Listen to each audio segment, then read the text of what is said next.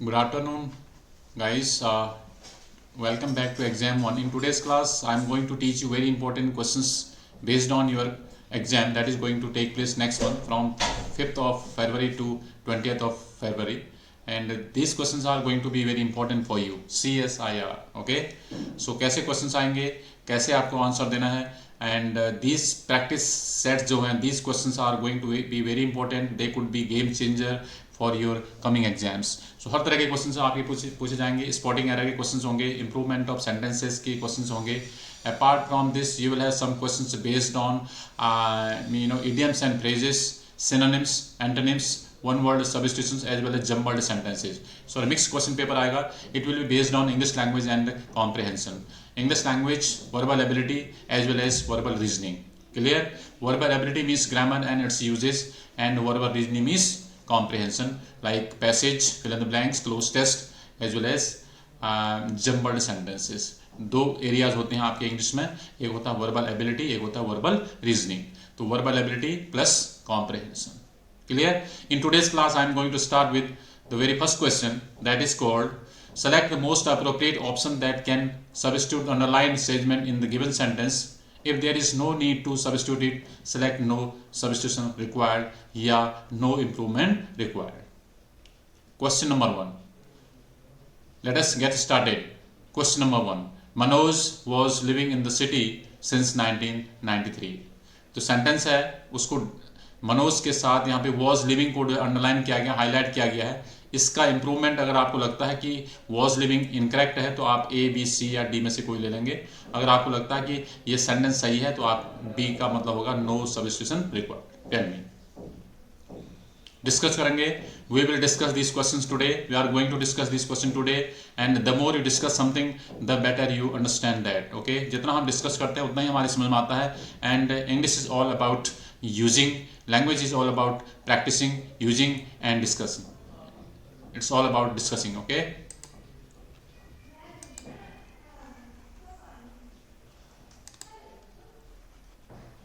बताइए कौन सा आना चाहिए. Manoj was living in the city since 1983. Since 1983 is a point of time when you have given since and for in a sentence.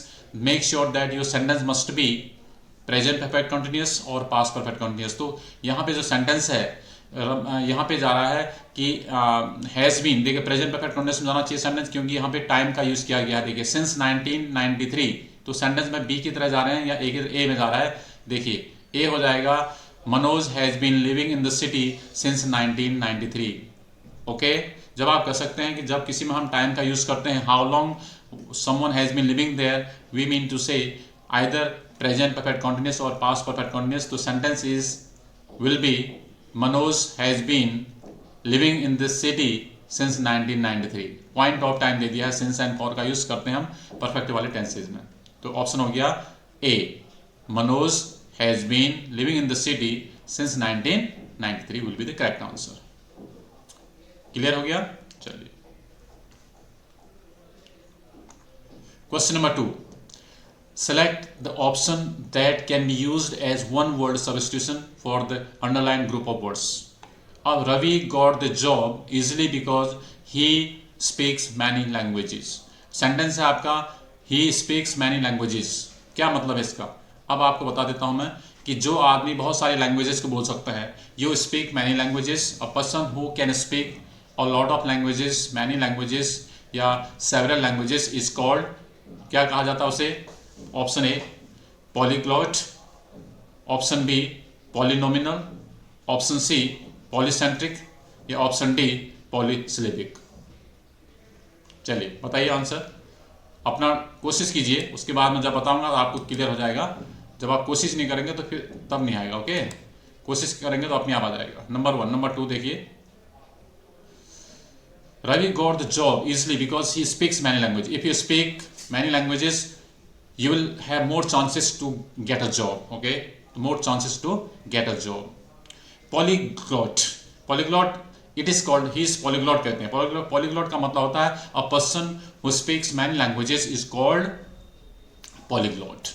A person who speaks many languages is called polyglot. तो option हो गया आपका A for Apple, A for attitude, ये हो गया आपका option polyglot. ये question important है भाई, ध्यान रखना, आपका जो पेपर होने वाला है उसमें आ भी सकता है. This is very important question from your examination point of view, so note it down. A person who speaks many languages, इसकी जगह आ सकता है person who speaks several languages या a lot of languages या a great many languages is called polyglot. Who is called polyglot? One word, एक word में हम देंगे, he is polyglot. Polyglot. Question number 3. Select the most appropriate synonym of the given word. The word is loath.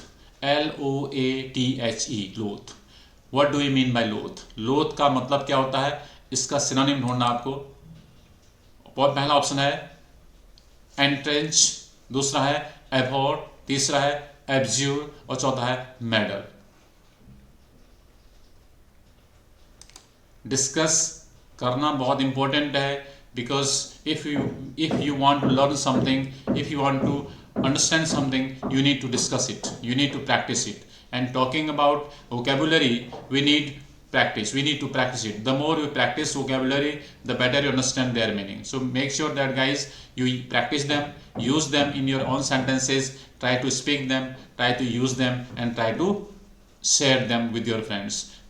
Then you will be able to find out the correct option in your exam. Loath means होता है hate करना, disgust, hate, घृणा करना, dislike, disgust and hate. तो hate का मतलब होता है abhor, abhor का मतलब होता है loath. ऑप्शन आपका बी जा रहा है, B for ball, that is called abhor. Abhor means होता है loath, dislike, disgust या hate. क्लियर? ऑप्शन हेट भी आ सकता है, HAT, हेट. हेट का मतलब भी ऑप्शन हो जाएगा एबॉर्ड. ये सब इसके क्या है, सिनोनिम्स होते हैं. नंबर 4 देखिए, select the most appropriate meaning of the given idiom. A snake in the grass. Very simple है.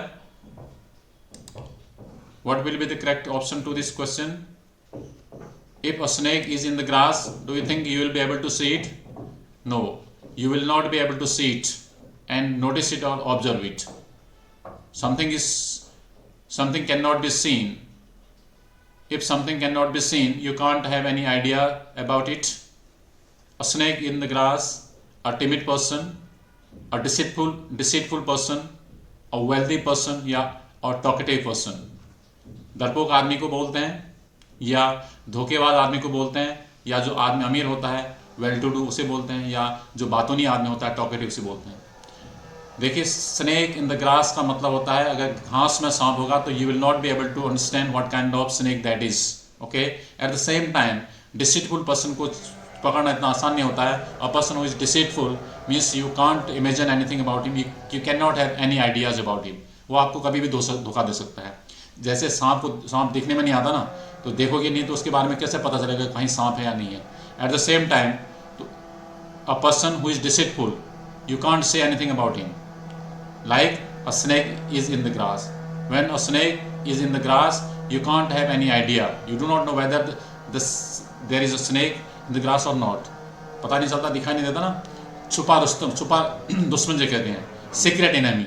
इसका ऑप्शन हो सकता है एक तो यहाँ पे मैं आपको यहाँ पे जो एग्जामिनर दिया है वो है आपका ये बी फॉर बॉल, ये आपका क्या है, deceitful person.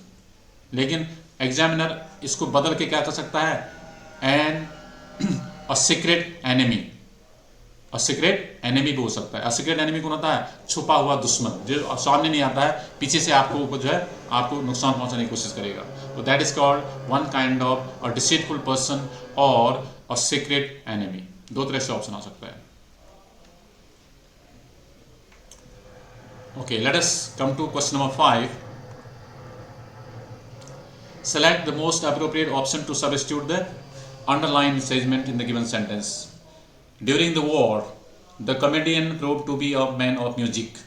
When there was a war, the comedian proved to be a man of music. Man of music, man of woods, man of Mars, man of straw, man of grass. Let me know the answer. जब war हुआ था उसमें वो क्या prove हुआ था? He proved to be a man of music. Man of music means here in these four sentences the sentence is talking about a person who is called a man of straw. A man of straw means a person who is weak financially or physically whatever. Okay, weak person को बोलते हैं man of straw. और sentence की meaning के आधार पे हम कर सकते हैं, सेंटेंस की मीनिंग आधार पे कि हम जो सेंटेंस जा रहा है वो कह रहा है कि मैन ऑफ म्यूजिक, इसका मतलब होता है man of straw, because during the war the comedian, जो कॉमेडियन था, he prove to be a man of music because nobody was interested, he became weak. 6. Select the most appropriate option to fill in the blank. Asha was dash made a fool by her friend. Asha was made a fool by her friend. कैसे? How? Insistently, unknowingly, innocently या deliberately. इसका मतलब sentence करने की कोशिश कर रहा है और you give me your answer first because I think you should take your time to understand question. After that we will discuss it. Asha was dash made a fool by her friend. जानबूझ के उसको जो है मूर्ख बना गया था. कह रहे हैं ना Asha was made a fool by her friend. इसका मतलब उसके दोस्त द्वारा. इसका मतलब deliberately, on purpose. Deliberately का मतलब होता है on purpose. सोच समझ के जो करते हैं that is called either deliberately or on purpose. On purpose. Option D. Okay, let me know the answer to this question. Select the option that expresses the given sentence in the passive voice. You never hear of a happy billionaire. अर्थात the sentence is in the active voice. You have to choose the correct sentence in the passive voice. Option A, a happy billionaire is never heard of. Option B, a happy billionaire never heard of. Option C, a happy billionaire is never heard by you. Option D, no one hears a happy billionaire. You never hear about or of a happy billionaire. The sentence is in the active voice. You never hear. Present tense में क्या होता है? Is am are plus verb की third form. A happy billionaire is never heard. A. B में है helping verb नहीं है तो वो गलत है. तीसरे में happy billionaire is never heard के बाद ऑफ नहीं है, by you भी गलत है.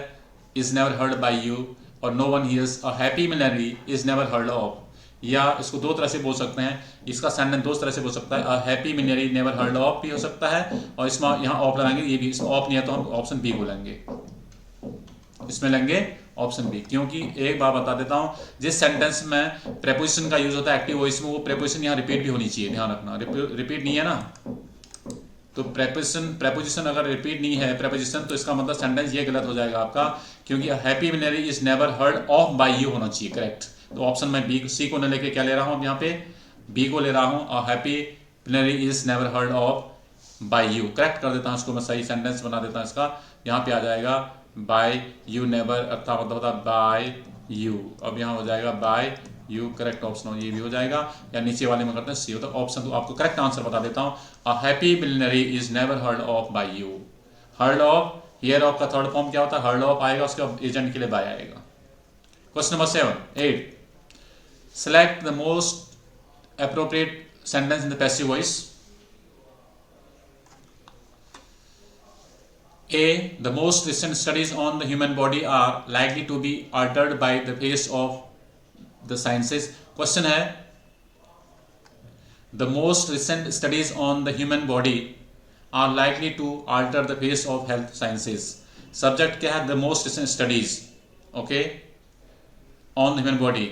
are likely को छोड़ दीजिए, alter the face of health sciences, ये आपका ऑब्जेक्ट है. the sentence का ऑब्जेक्ट क्या आपका?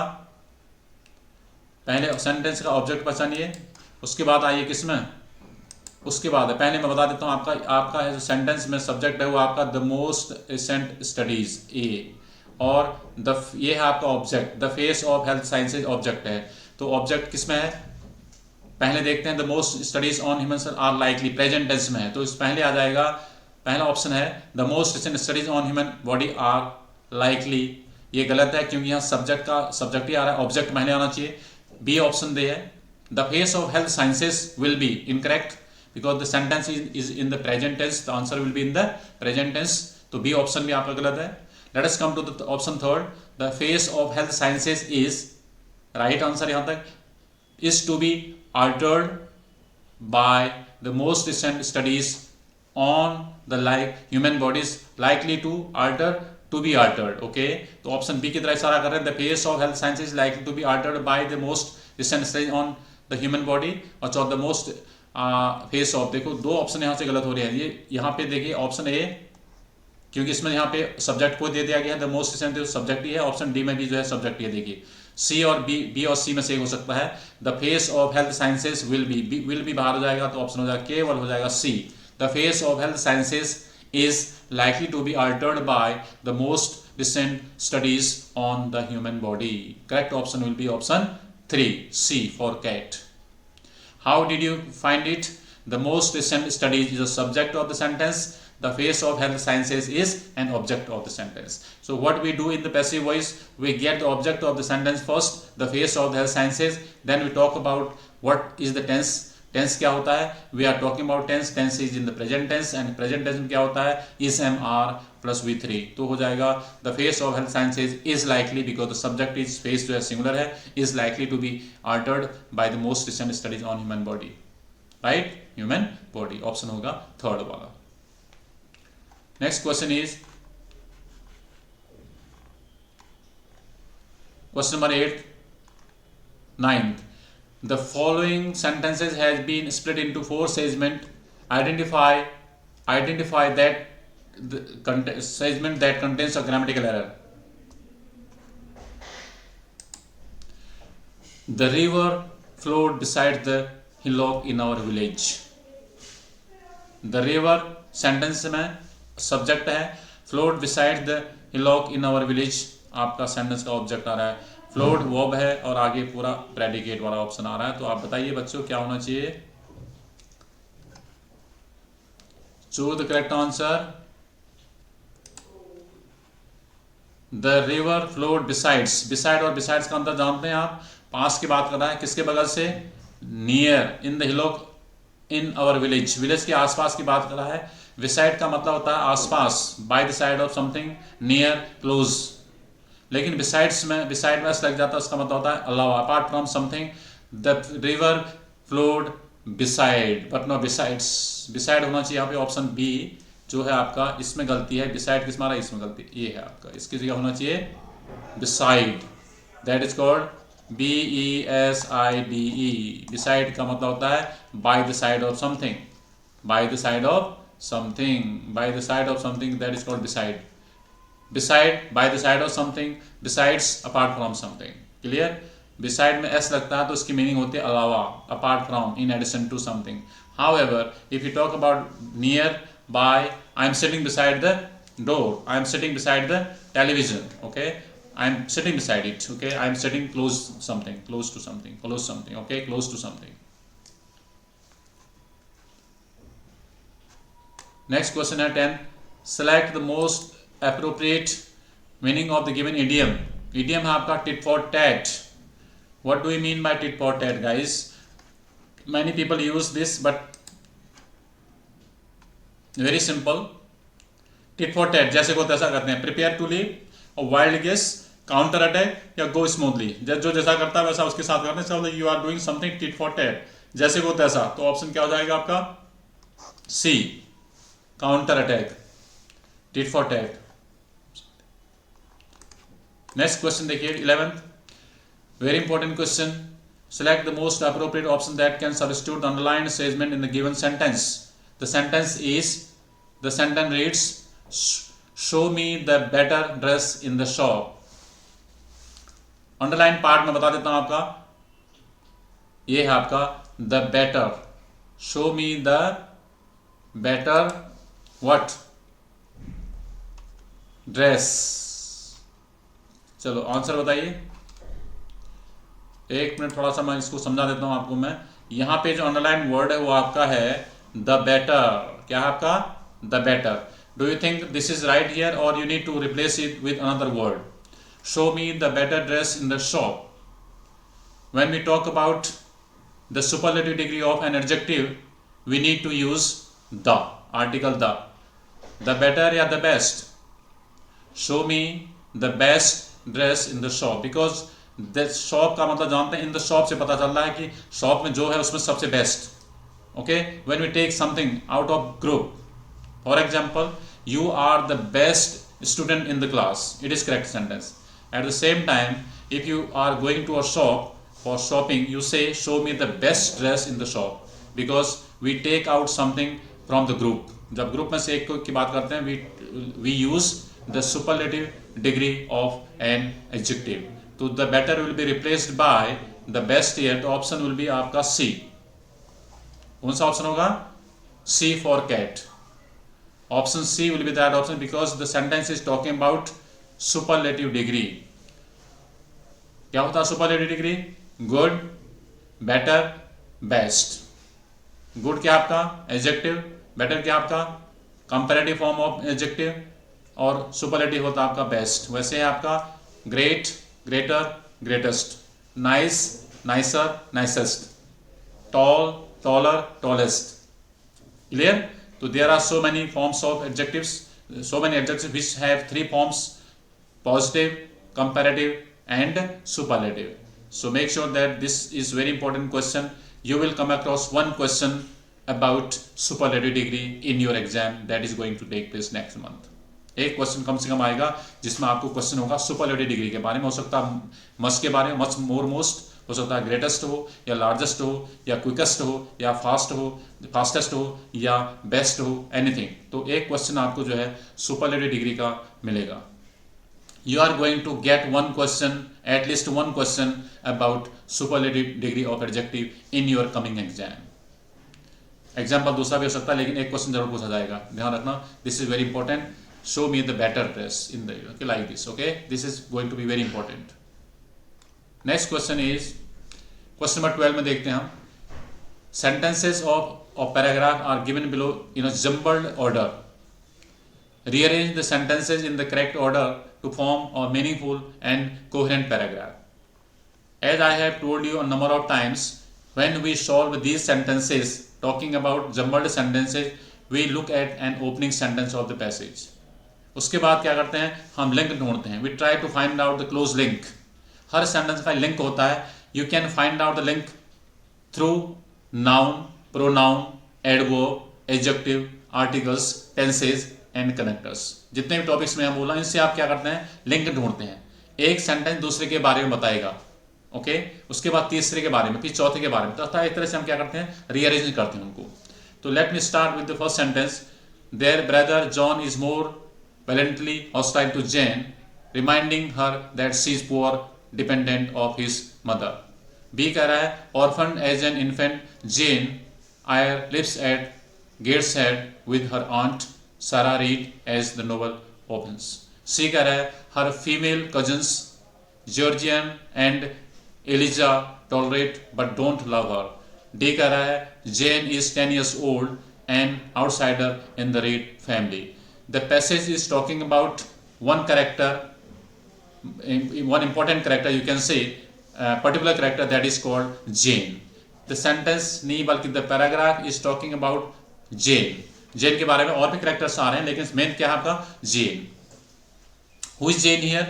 Jane is 10 years old. देखिए पूरे पैराग्राफ को पढ़ने के बाद हमने बोला कि कहाँ से देयर ब्रदर कैसे आएगा. देयर कब आएगा, जब हम उससे पहले कुछ यूज करेंगे. प्रोनाउन पहले नहीं आ सकता ना, नाउन पहले आना चाहिए. Orphaned as an infant, Jane Eyre lives at Gateshead. तो इसका मतलब पहले कुछ आएगा तब हम कहेंगे orphaned as an infant, she या Jane Eyre lives somewhere.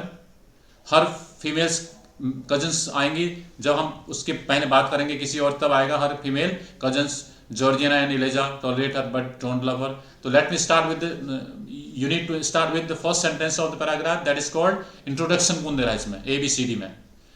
You need to choose the sentence which is going to introduce the entire passage. Which sentence is going to introduce the entire passage for you? The option D देखिए, Jane के बारे में. The paragraph is all about Jane. Option D से शुरू हो रहा है. देखिए, Jane is 10 years old, an outsider in the Reed family. एक तो आपको मिल गया है. अब बताइए, you have found out the opening sentence of the passage. Then come to the second, Jane को तो आपने ढूंढ लिया है, तो जेन तो पहले आपका यहां से आ गया है, इसका मतलब जेन कहां से आ रहा है, ओपनिंग सेंटेंस ऑफ पैराग्राफ आपने ले लिया, right. Opening sentence of paragraph आपने ले लिया, तो इसका मतलब आपका डी तो सेंटेंस से शुरू हो गया है। D for Delhi, Jane is 10 years old and outsider in the Reed family. इसको आगे कौन बढ़ाएगा, हर फैमिली, कजन्स या बी बढ़ाएगा, सी के साथ बी, डी का बी दे। Orphan as an infant Jane, Jane के साथ जेन ही आ रहा है ऊपर, देखिए जेन फिर जेन आ रहा है, इसका मतलब डी के साथ बी आना चाहिए, डी भी हो गया है। फिर सी देखिए, हर फीमेल, उसके लिए आ रहा है, हर आ रहा है, किसके लिए, जेन के लिए। जेन क्या है, लड़की है ना, उसके लिए आ रहा है हर, तो जेन अब आप लगा लीजिए, थोड़ा कोशिश कीजिए।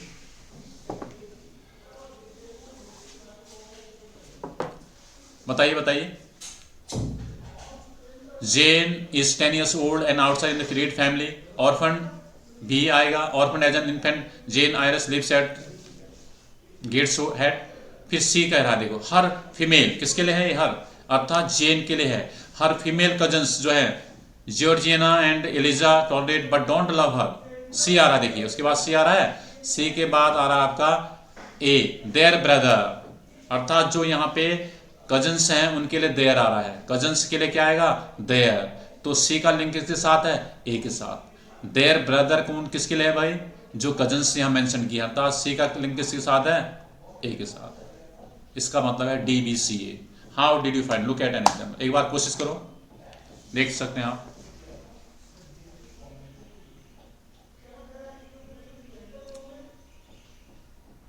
क्लियर है।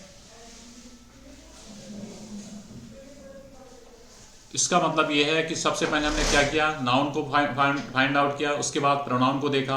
नाउन को रिप्लेस कौन करता है, प्रोनाउन करता है। तो देयर किसके लिए आया, जो यहाँ पे फीमेल कजन्स हैं उनके लिए देयर आया। Georgiana and Eliza they are cousins and their, इनको रिप्लेस करने के लिए हमने क्या लगा, their. Their brother John is more plainly hostile to Jane, reminding her that she is a poor dependent of his mother. तो D के बाद बी के बाद सी और सी के बाद ए जो है पूरे सेंटेंस का क्या है, आंसर दे रहा है। A is the result of the entire passage, that is called conclusion. इस तरह से हम क्या करते हैं, इसको फाइंड आउट करते हैं। अब आते हैं नेक्स्ट क्वेश्चन में।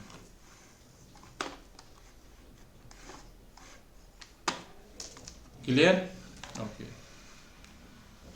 Question number 13, select the incorrectly spelled word. Beautician, mathematician, musician या टेक्नीशियन। चारों वर्ड्स आपके आप जानते हैं। ब्यूटी से बनता है beautician, mathematics mathematician, music musician, technical technician.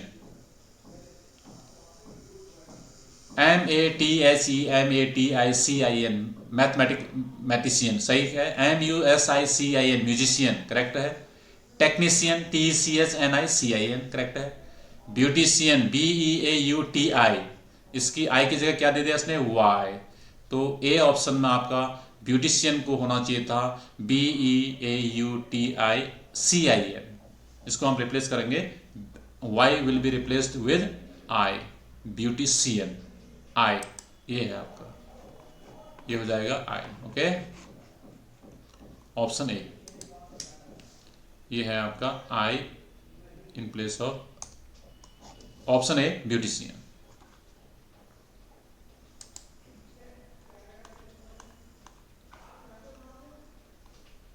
Fourteenth question is going to be very important for your coming exam. This question is all about sentence improvement. At the end of our first 2 weeks on the island, we were informed that our lawyers Bram Fisher and Joel Joffe were going to be visiting the following day. अब आपका जो sentence है we were informed, जो है इसको underline किया गया है। जो अंडरलाइन सेंटेंस है वो आपका we were informed। क्या आपको लगता है कि जो we were informed यहाँ लिखा गया है क्या वो सही है अकॉर्डिंग टू ग्रामर, या उसमें कुछ इंप्रूवमेंट करने की जरूरत है? वी आर इन्फॉर्म्ड और वी गेट इन्फॉर्म या वी वर इन्फॉर्म, इनमें से कोई लाना है। अगर सही होगा तो हम क्या करेंगे, no correction required, no improvement required. तो आपको पता चल जाना चाहिए at the end of our first 2 weeks on island we were informed. Past की बात हो रही है, पास्ट में क्या आता है, वी वर इन्फॉर्म्ड, तो आर नहीं आएगा, गेट इन्फॉर्म नहीं आएगा, प्रेजेंट में दोनों के दोनों, और यहाँ पे इन्फॉर्म की थर्ड फॉर्म नहीं, सेकंड फॉर्म, फर्स्ट फॉर्म ही है इन्फॉर्म, तो वर इन्फॉर्म भी गलत है, वर इन्फॉर्म्ड इज राइट आंसर। अर्थात the sentence is absolutely correct, इसमें कोई भी इंप्रूवमेंट की रिक्वायरमेंट नहीं है, गुंजाइश नहीं है। इसका आंसर हो जाएगा, आप सीधा क्या करेंगे हम, no substitution required, no correction required या नो इंप्रूवमेंट रिक्वायर्ड, ये वाला ऑप्शन जो होगा उसको आप टिक कर देंगे। जिसमें कोई गलती नहीं है उसका मतलब है no improvement required. Question number 15, she was within a hair's breath of winning. If someone is within a hair's breath of winning, ये फ्रेज है, तो इसका मतलब का, इस इडियम का मतलब कि बहुत ही बाल बहुत नजदीक की आपके आसपास पहुंच जाते हैं। When you reach somewhere and you are just a hair's breath of getting something, इसका मतलब उससे बोलते हैं जैसे किसी बच्चे के मतलब 100 में से 65 मार्क्स आ रहे हैं और 66 में जो है सिलेक्शन हो रहा है, तो he was within a hair's breath of getting selection हम कर सकते हैं। 66 में कट ऑफ जा रही है, उसके 65 मार्क्स हैं, ही और सी जस्ट 1 मार्क शॉर्ट, तो इसका मतलब हो जाएगा ही और C is a hair's breath of getting success. तो कुल मिला के हो जाएगा narrow margin, that is called narrow margin. बहुत ही कम मार्जिन से कोई चीज होती है, कई पॉलिटिशियन जैसे चुनाव हार जाते हैं ना, बहुत ही नैरो मार्जिन से हार जाते हैं ना, उसे बोलते हैं it was just like a narrow margin. Option हो जाएगा आपका narrow margin, option C for cat. Question number 16 देखिए, ऑप्शन देख लेना पहले, सॉरी पहले क्वेश्चन समझ लेना फिर ऑप्शन जाना। पहला है sentence, select the most appropriate option that can be replaced या substituted by the underline part in the given sentence. Her writing is eligible and so she loses marks in her exam. अब यहाँ पे जो sentence में eligible है वो क्या है भाई, क्या ये सही है, या इसको हम रिप्लेस करेंगे एलिजिबल, लेजिबल या एलिजिबल। इसको अंडरलाइन कर देता हूं मैं, यहां पे देखिए इंपॉर्टेंट चीज है, यह आपके लिए वर्ड आ गया है एलिजिबल। क्या ये सही है?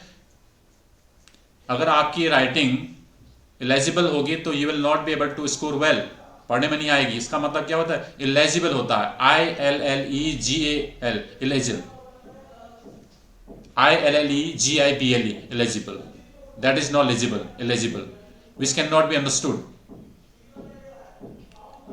ऑप्शन है सी, स्पेलिंग एरर है, देखिए ये सही है। Illegible something can not be understood, zigzag writing होती है ना, लेजिबल होता है जिसको हम समझ सकते हैं, एलिजिबल होता है जिसको नहीं समझ सकते। क्लियर? तो हो जाएगा इलेजिबल, ऑप्शन सी। जिसको पढ़ा नहीं जा सकता या समझने में दिक्कत आती है, जो समझ में आ जाती है उसे इलेजिबल हो जाता है। Question number 17 is important for you in terms of sand improvement. My uncle is doing business in Hyderabad for the last 10 years। बहुत सारी बार ये क्वेश्चन आते हैं, तो बहुत बेसिक क्वेश्चन लेकिन आते हैं। My uncle is doing a business in Hyderabad for the last 10 years। When we talk about point of time and period of time in a sentence, we need to use present perfect tense or present perfect continuous tense or present perfect past perfect continuous tense or future perfect continuous tenses। Present tense या present continuous tense में since और for का use नहीं किया जाता। तो sentence में अब आपको टाइम दिया गया है, you can understand what the sentence is talking about. किसकी बात कर रहा है? Something started in the past and still going on in the present, that is called present perfect continuous tense. और उसमें होता क्या है, हैज बीन और हैव बीन होता है। तो माई अंकल के साथ क्या होना चाहिए, has been. My uncle has been doing business in Hyderabad for the last 10 years, ये होगा करेक्ट सेंटेंस। तो ऑप्शन ए सही हो रहा है आपका, हैज बीन डूइंग। तो हम इसको रिप्लेस करेंगे किससे, माई अंकल इज डूइंग की जगह माई अंकल इज डूइंग को रिप्लेस करेंगे किससे करेंगे, हैज बीन डूइंग, क्योंकि टाइम दे दिया है। और सिंस और फॉर का यूज कहाँ पे करते हैं हम? परफेक्ट टेंसेज में करते हैं। ओके, नॉन परफेक्ट टेंसेज में इसका यूज नहीं करना चाहिए। ऑप्शन हो जाएगा A, has been doing business in Hyderabad for the last 10 years, for the last 10 years। Question number 18, complete the sentence with an appropriate synonym of the word mentioned in the bracket. The party was so amazing that everyone dash bracket में है hated leaving it। इतनी अच्छी थी, हर आदमी को जो है वहाँ से जाना पसंद नहीं था। Everybody would like to stay back there in the party, हर आदमी पार्टी में रुकना चाहता था। तो अब यहाँ पे hated का मतलब जानते हैं, hate से बनता है hated, hate घृणा करना, डिसलाइक करना, डिसगस्ट करना, नापसंद। तो ऑप्शन हो जाएगा, हेट का मतलब होता है लोथ, लोथ का मतलब होता है डिसलाइक करना। ऑप्शन हो जाएगा लोथेड, हेटेड, लोथेड, ऑप्शन ए लोथ। एम्ब्रेस का मतलब होता है गले लगाना, इनहेंस का मतलब होता है इंप्रूवमेंट आना, रिवील का मतलब होता है कोई चीज डिस्क्लोज करना, और लोथ का मतलब होता है केवल घृणा करना या डिसलाइक करना, to dislike something. Option A. Next question is complete the sentence with an appropriate synonym of the word mentioned in the bracket. अब सेंटेंस पढ़ लेना पहले। The party was so amazing, ये तो हो चुका है, सॉरी, क्वेश्चन नंबर 18 के बाद ये भी हो चुका है, ये तो हो गया। नेक्स्ट क्वेश्चन इज, हाँ, the library building was renovated in 2020।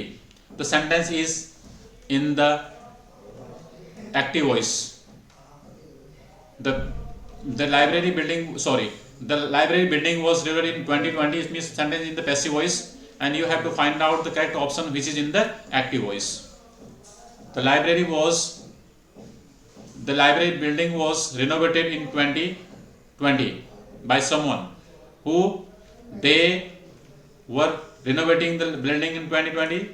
They had renovated the library building in 2020. C, they renovated the library building in 2020, और D कह रहा है they did renovating the building in 2020। तो सेंटेंस किस में है भाई? was किस में आता है? सिंपल पास्ट टेंस में। तो you need to find out the option which is in the simple past. they were, इसको बाहर कर दो पहले ही। Elimination is very important aspect of these exams.